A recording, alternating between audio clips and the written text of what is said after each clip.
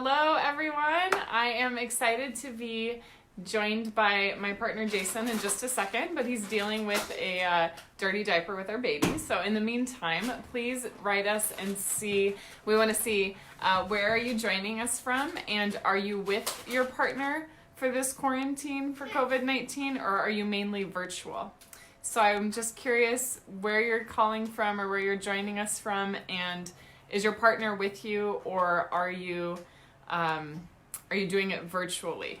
And if you're not in a partnership, that's fine too. And then we'll get started in just a second. Jason will be bringing Ruby over. Hi, Amanda. Welcome. So I think Amanda's in the DC area. I believe there's other people joining us from Oregon and California and, let's see, Washington. So if you're just joining, we're going to start in just a second. Go ahead and chat in, put a comment in where you're coming from, where you're living right now. And if you're in a partnership, are you quarantining together, or are you quarantining virtually? Maybe your partner either lives in another city or, is a healthcare worker or something like that. Hi, Renee. Hi, Krista. Welcome. Hi, everybody. Yes, we've got Ruby with us too. Hi, Yvonne. Welcome. So for those of you that are just joining, we're just opening so we can get a better sense of where everyone's coming from. Just write in and let us know where you are, if you're, like, what city you're in, and also if you're in a partnership, if you are virtual during this quarantine, or if you're living with your partner, quarantining it together. I think most of you that I see are quarantining virtually. Yeah, Yvonne says here in Portland, we're connected virtually. Perfect. So we're going to share some ideas and tools and stuff tonight, and a lot of it can happen whether you're virtual or whether you're in the same house and quarantining together. So, Jason, do you want to introduce yourself? Since we're on my personal page, do you want to share more about what you do? I do a lot of things, but I coach men, and I run men's groups and help men with dating and relationships. And as of now, we work with couples. Yes. Hi, Jennifer. She says Sarasota, Florida, not in partnership. Yep. What were you going to say? Yeah, so we're excited to bring the work we've been doing independently together for couples. Yes. Jason and I have been wanting to do some cool stuff for couples, but we were thinking of doing it this summer. And then when all of this started happening, we're like, let's just start connecting now. Like, this is a great time for people to get ideas and resources for thriving during this time. Hi, Betsy. Hi, Jane. Welcome. Krista says, I live in Oregon, virtual relationship. Yeah, so if you're just joining, comment and let us know where are you coming from, where are you joining us from, and are you in a partnership that's virtual? Are you in a partnership that's like living, quarantining together? Or if you're not in partnership, just let us know that too. Hi, Tammy. Hi, Betsy. Yes. And this is our baby, Ruby. I don't know if everyone can see Ruby. We can lift her up a little bit. There she is. She decided to have a massive dirty diaper like 2 minutes before we started. So that's why we were a little bit late. Betsy says San Diego engaged. Congrats. Amazing. That's awesome. And are you guys living together, or are you quarantining together, or are you virtual? Jane says in Chicago, Indiana, Chicagoland. I know her and her partner are living together, are quarantining together. So this is helpful just to give us a sense of people's structure. And I'll quickly introduce myself. Jason introduced himself. Most people on here know me, but I work with women to help them find great relationships and to feel really empowered when it comes to dating and to connect more to their bodies and to their feminine energy. And Jane says, in partnership, we just moved in together. Amazing. Betsy says, not living together, but we see each other most days. Yeah. Nice. So we are in a wild time where people who are partners may not be seeing each other because of healthcare things going on. People who are just starting to date might be dating virtually and not know when they're going to meet in person. And we thought it would be a great time to connect with what does it take to have a thriving partnership as a couple, whether you're doing this thing virtually or whether you're living together. How do you make sure that everything stays passionate and purposeful at the same time, not just building an emotional connection for a few weeks only to have it, fizzle out. And also how to make sure that there's a lot of power behind it, because everyone in the world is needing, leadership relationally, leadership with getting through this challenging time. Hi, Taya. Hi, Liz. Hi, Tara. Welcome. If people that are joining don't mind letting us know where you're joining from, and if you're in a partnership, are you quarantining together or are you quarantining virtually? And we're just getting started on what we call the 5 elements of a passionate, powerful partnership. So let's dive in. The first one is authentic communication, and that means owning your experience and not projecting onto your partner. Especially if you're living together, you're probably spending more time with your partner than you ever have before. And maybe you dreamed of spending every minute with your partner, but now that dream has become a reality, you're like, whoa, this is a lot of time with this person. I've never spent so much time with this person in my life. And it's easy to get triggered and easy to think like, you didn't do this or you did that. But the first hallmark or element of a powerful, passionate partnership is to own our experience and to get really vulnerable and really real with our communication. So it's not always easy to breathe through the emotions that come up and the triggers that come up, but that's the only way to ensure that we're being clean in our communication, and that we are keeping the relationship on solid footing. There's some quote about it takes a long time to build a really solid relationship, like the same amount of time it would take to build a forest, but it can go down in seconds with a match, with a flame. And I have a really hot temper. I have the more hot temper in this partnership. Jason always says, don't throw the grenade. Just don't throw the grenade, because I used to project, and I still do sometimes, all the time. Tara says, Tara and Steve here in Camden, New Jersey. Yes, we're quarantining together at my house. Awesome. Thank you. Hi, Lindsay. Welcome. Oh, that's so fun. Lindsay was my college roommate, and her hubby, Brad, I think his birthday is today or was yesterday. Hi, Lisa. Welcome. Liz says, married 20 years with adult children, Vancouver, Washington. So we've just been talking about how to have a powerful, passionate partnership, even in these crazy times. And the first element was authentic communication, owning our experience, not projecting onto our partner, and taking a risk and being vulnerable. I always tell the women I work with to simply say, I feel, I want. I feel like I'm going crazy and I want to go out, but I can't. So I really need to do something because I'm feeling all this energy. Just connecting back to the feelings and connecting back to the desires. Authentic communication is also it's where we get on the same page. So, a lot of where relationships can break down is we make a lot of assumptions about our partners and what they're wanting or needing or feeling.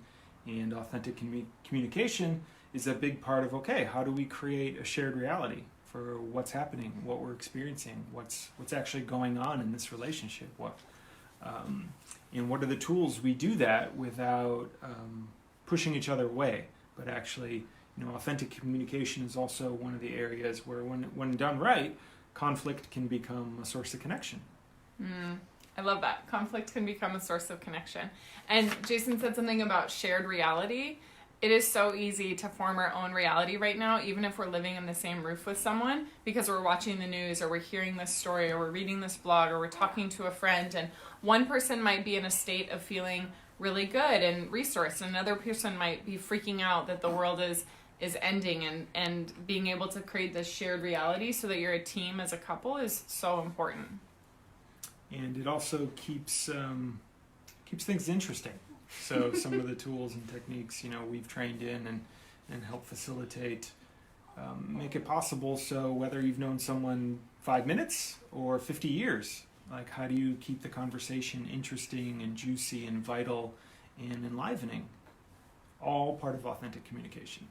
Yes. And staying curious about the other person's experience instead of assuming, oh, you always react this way, or this is what I think this person is going to say or believe. Understanding that our partner changes and grows all the time, just like we do too, and giving them grace and space to express themselves in new ways. And you may be seeing parts of your partner that you never expected to see because we're in such an unprecedented time.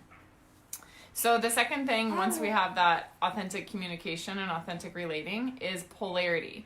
So authentic relating and communicating is great to have respect in the relationship, but if you have respect but no chemistry or passion or like this charge and magnetism, then you can start feeling like you're living with your roommate. And even if you're expressing things in a very like clean and nice way, it'll get boring really quickly. Yeah, authentic communication, our first one, is also, it's how we create intimacy or closeness or sameness.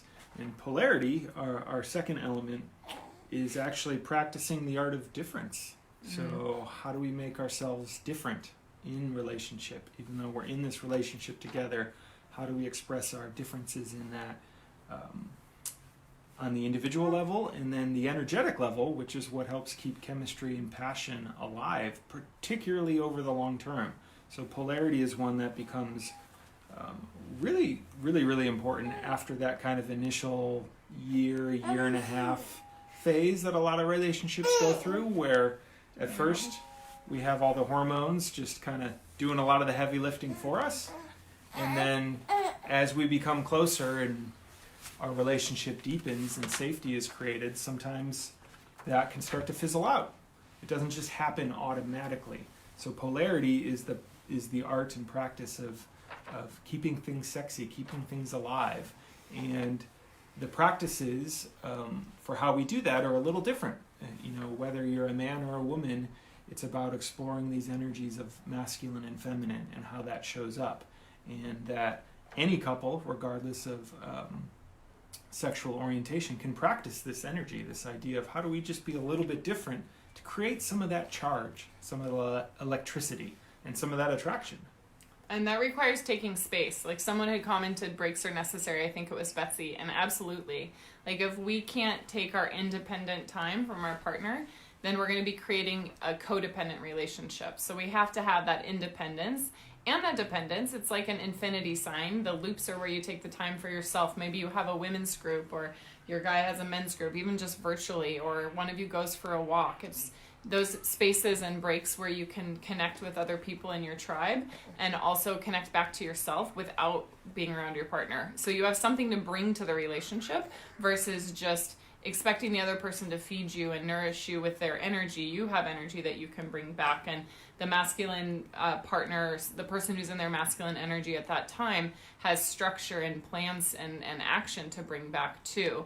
And a lot of people are just so tired at the end of the day, especially if you're homeschooling your kids or working from home and under deadlines, where we're too tired to think of structures like plans or date nights or activities to do, or even structures to our conversation. Our conversations just devolve into, whatever was on the news or whatever we saw on Facebook. So it's cool to practice the polarity because it gives you insight for structures you can bring and also energy you can bring. Traditionally, masculine energy is about structure and feminine energy is about energy, like life force, vitality, emotions, play, sexiness, desire, all of that. But what we find is a lot of couples, ourselves included sometimes, it's like this David Whyte quote. He's a poet that we love, and he says, the lowest form of relationship is when you become a logistical team of two.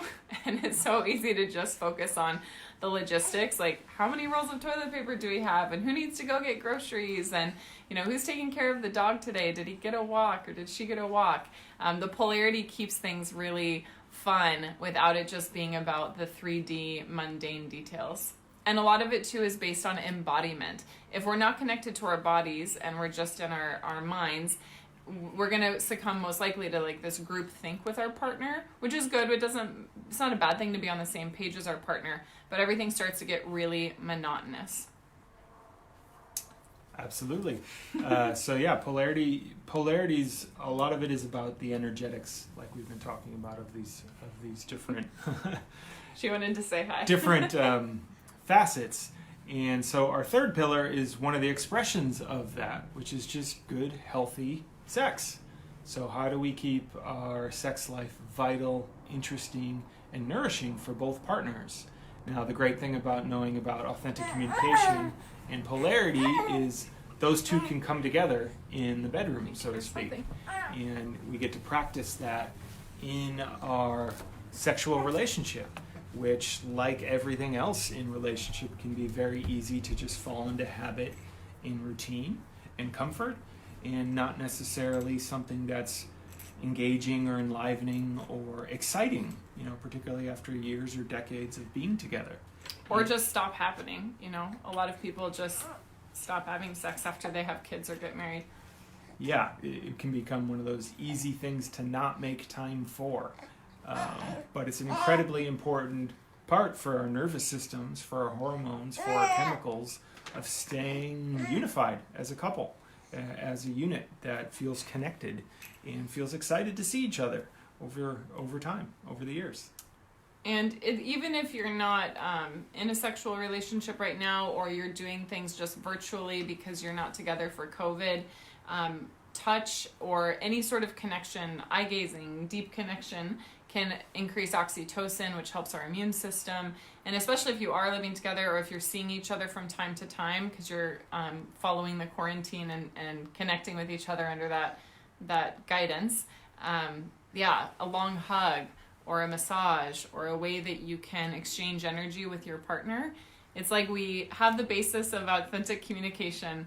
We go off and we're able to do our own thing to harness our masculine and feminine energy, and then we come back and it's like fireworks, but we don't always know how to express those fireworks, or how to make it happen in a way that really nourishes both people.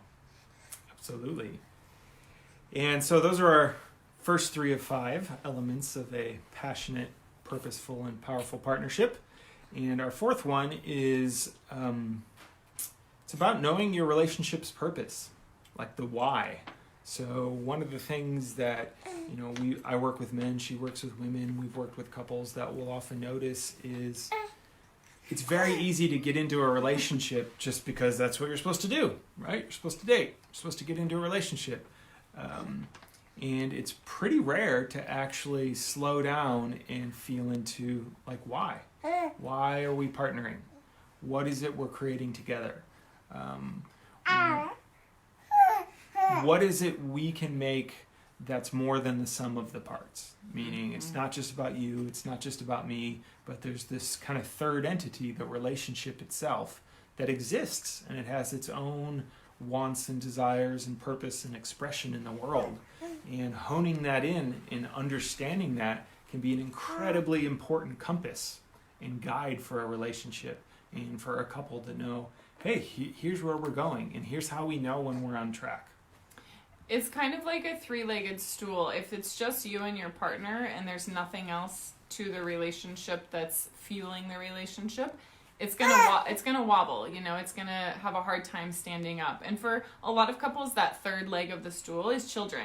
They're creating children, creating a family, and that has so many blessings to it. But when that's the only thing that's the purpose of the relationship, or the only thing that's the topic of conversation, then it starts to fall a little bit flat and go back into that logistics zone, like we were talking about in the second element. So it's really fun to think about, with all the energy and all the smarts and all the love of each of you in your partnership, what do you want to create with that? What do you want to contribute to the world?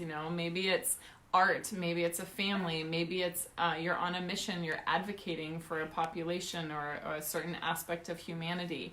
Maybe it's to travel around the world when all of this is done. Maybe it's to go live and do a cooking show every day, like a couple's cooking show, to show people how to make some cool stuff in their kitchen. I mean, we've never been in a more creative time. I feel like people are just coming out of the woodwork to give their gifts. So what is the gift of your couple? What would you like to gift the world with the energy and the love that you create? And that can infuse your lovemaking, that can infuse your conversations, that can infuse the motivation to do your own work, your independent kind of exploration, like the second element that we talked about, to keep the polarity. This is also, the relationship purpose, or the why, is also where you begin to form the idea that we certainly believe of the relationship itself becomes a vehicle for growth and transformation. Meaning, just like we might go study some modality or healing type thing to help us grow, relationship itself can be that. But it takes some intention to actually set that container for our relationship and really set the guidelines and ground rules and create that harmony for, hey, we're not just doing this to be comfortable. Mm-hmm. We want comfort, right? We want support and nourishment, and we want to grow. So when we know the why of our relationship, it helps give us direction for how the relationship itself can be a vehicle for our own evolution. as individuals and as a couple. Yeah, I feel like we can use relationship to check out, or we can use relationship to check in. You know, we can check out by just doing whatever we're doing kind of mindlessly, and it's like we're living with a roommate and just falling back into our own patterns, most likely our old patterns from our family of origin.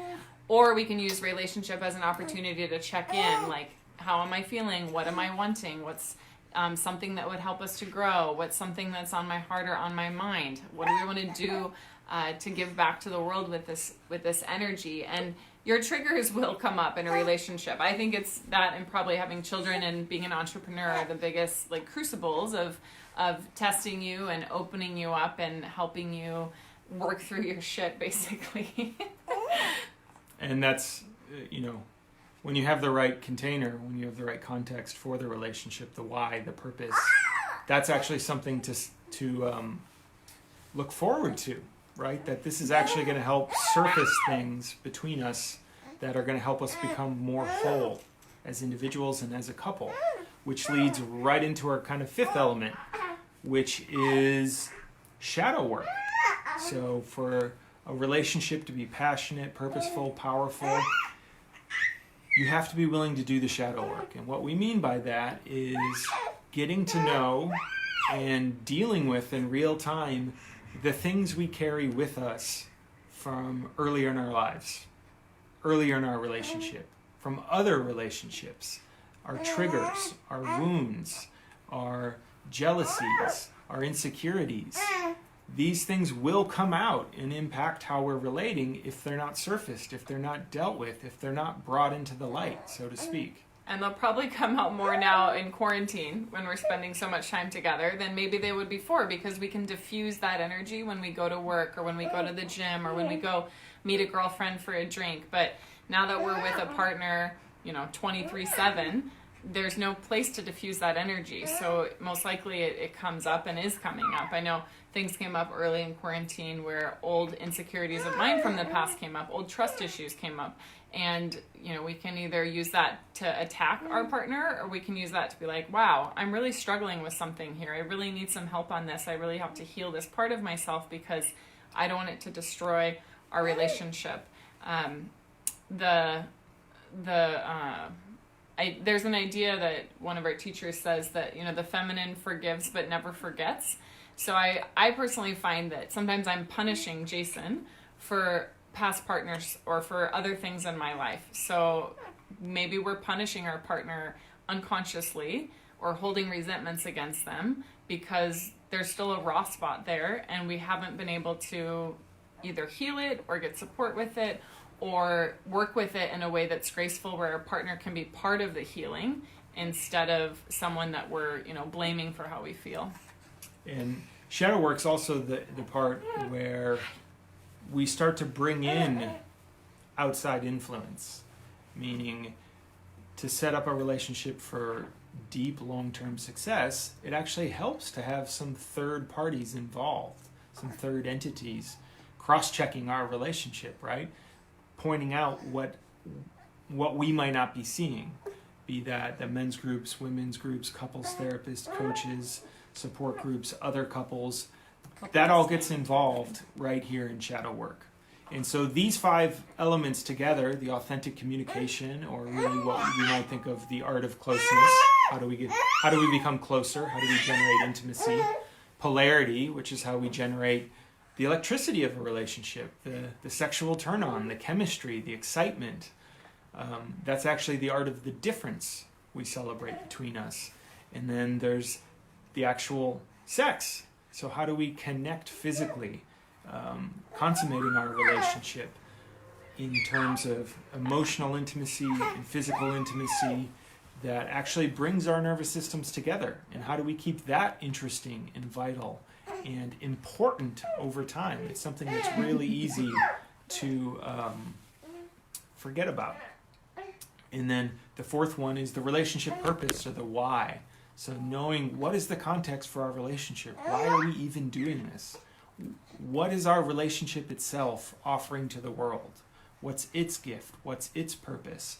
And it takes some time. It takes getting to know yourselves as individuals to then come together and find, what is it we can create that's greater than what either of us could create alone.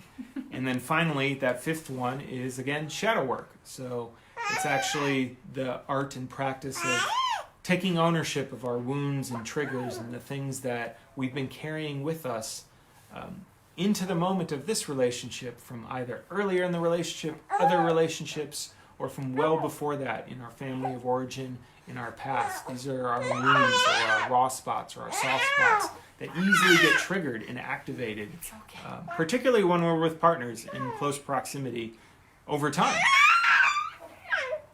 So we wanted to open it up for a little bit of Q&A. If people had questions about partnership, about Jason and my partnership, about getting through this really unique time of opportunity to rebuild our partnerships, I really believe that the stay at home, the shelter in place is a chance to recode our partnership. What are your values? What is your purpose? How do you want to connect physically? How do you take space from one another but still have closeness? So I just think it's an amazing like little vessel or vehicle that we have to really be more intentional with these parts of our lives and claim not just our relationship, but claim what's important to us, like moving our body or feeling sexy or having time to follow our passions and our hobbies.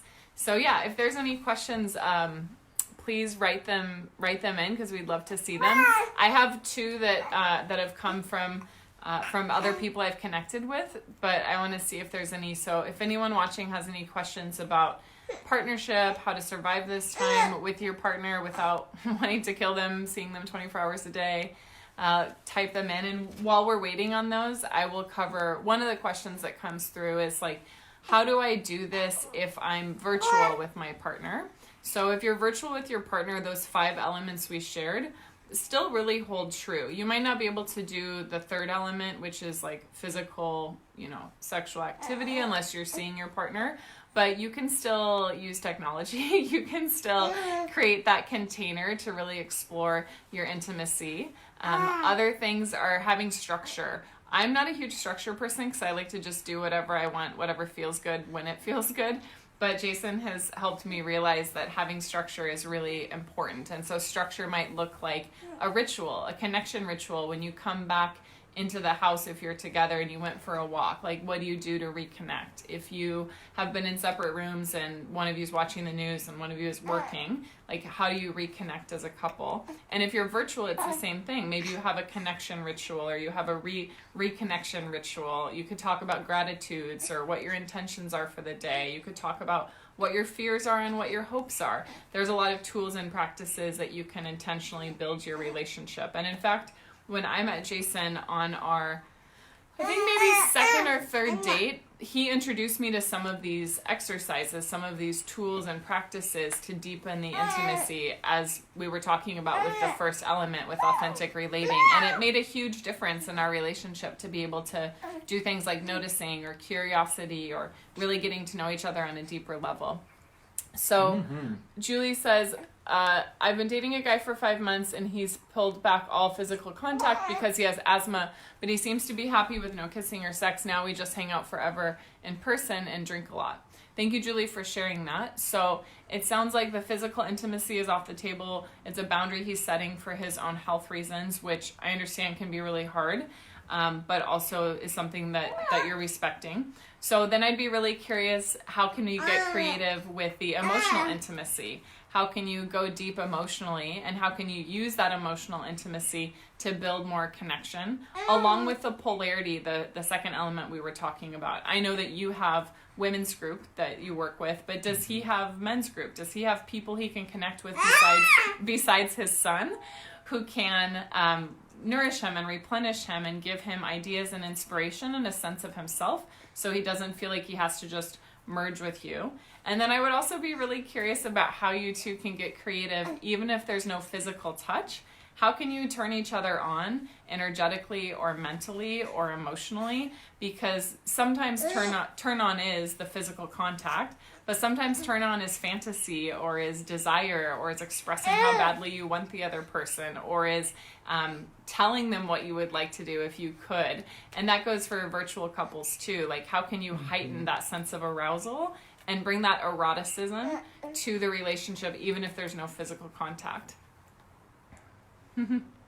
Hi, Ruby, says Dr. George. Hi, Dr. George. Yeah, Julie, I totally understand you're angry about it.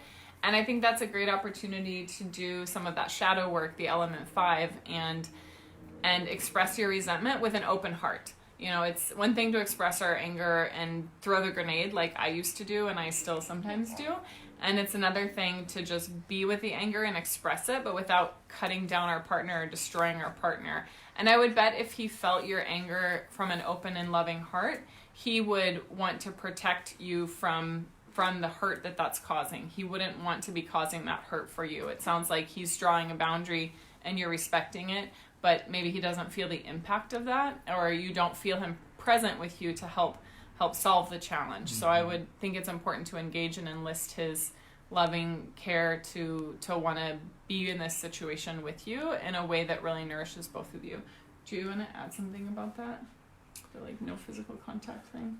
Just, it's one of our 5 elements for a reason. It's important. It's actually not like hey, this would be nice to have thing, but long-term and for sustainability, it's an actual important need in relationship.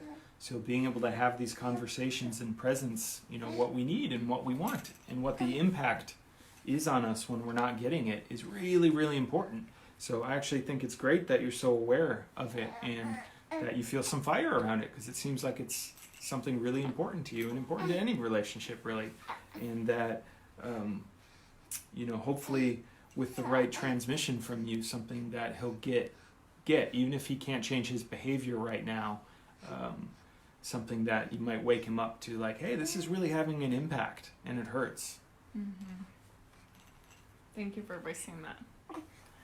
Other questions? I know some of you are just joining. We want to do like a tiny recap. We were talking about these 5 elements for creating a really passionate and purposeful partnership during this time, whether you're virtual or not, and then beyond after this time. And I'll just recap them quickly. The first one was authentic communicating, where you really own your experience and stay curious, and this creates emotional intimacy and similarity and closeness.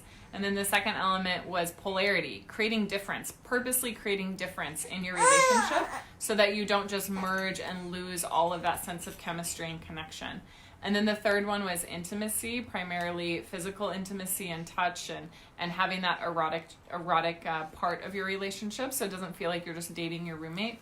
And then the fourth element is purpose. What is the purpose of your relationship? How are you going to give back to the world through the energy that you're creating? Instead of using relationship to destroy each other and destroy that energy, use it to harness and amplify that energy and touch the lives of everyone you meet and beyond. And then the fifth element is shadow work. I just lost my train of thought. Is dealing with our shadows in a way that's authentic and vulnerable and responsible, but in a way where we can heal with partnership. Our partner is a great way to heal when we can connect in a way that's really constructive. Betsy says, what do you do if your partner does not listen well? So actually I'm going to let Jason answer that. I think that's where some of the tools we talk about in terms of authentic communication become important. So I can particularly speak from the masculine side. Diaper change. And oftentimes we don't know how to listen, right? It's not something that's necessarily taught to us or that comes to us intrinsically. So it actually takes practice. We actually have to practice communicating. And good communication is the art of both expression and receiving or listening or hearing. And so, creating containers or circumstances or finding practices that actually allow you with your partner to really improve that art. It's an art. It's a skill. It's something we have to develop over time that doesn't necessarily just immediately happen, particularly for us guys, right? Learning to slow down and actually hear and feel what's going on and then reflect it to you in a way that we were actually listening and actually heard you. So yeah, if your partner struggles, if you feel like you have a hard time being met by your partner, being heard by your partner, that he's not listening to you, I would actually say it's going to take some practice. It's going to take some, hey, here's something that's important to me. I want our communication to be robust and thriving, and where we both feel heard and understood by each other.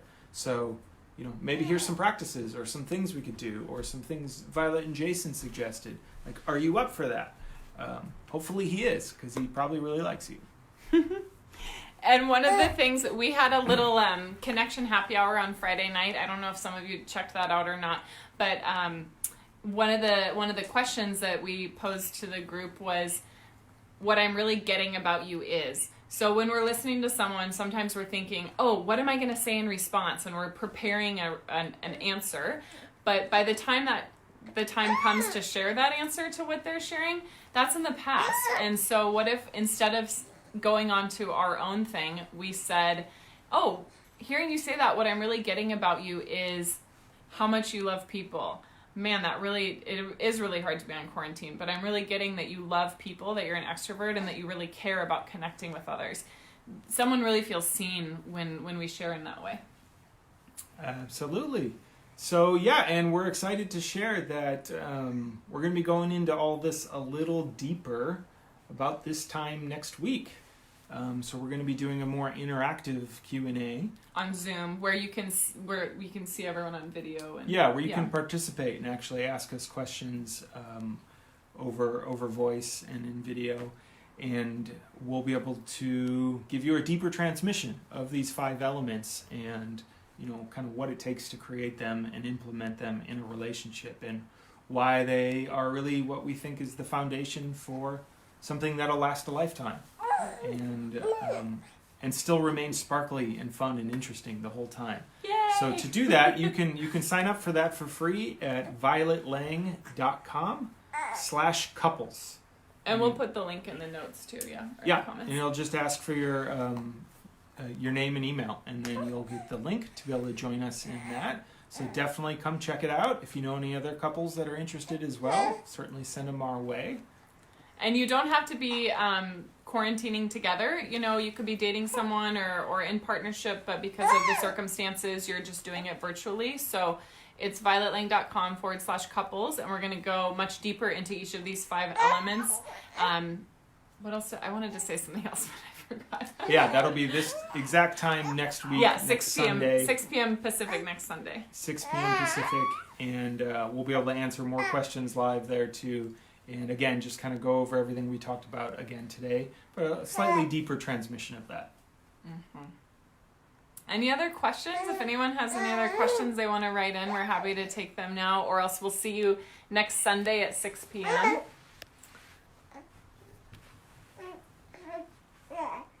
Cool. Amazing. Well, we'll have the replay on my page. I will share it into my Facebook groups and onto Jason's page as well. So if you're watching the replay, we love you. Thank you for connecting. We really believe that relationships will change the world when they're in a place that gives back and radiates love. And that is actually the purpose of our relationship. Speaking of relationship purposes, we decided about 3 months into dating that the purpose of our love was going to be to radiate more love, to increase the amount of love in the world through our love, whether it's by example or whether it's by, things like tonight. So let's all radiate more love, and hope to see you on Sunday. Bye. Bye-bye.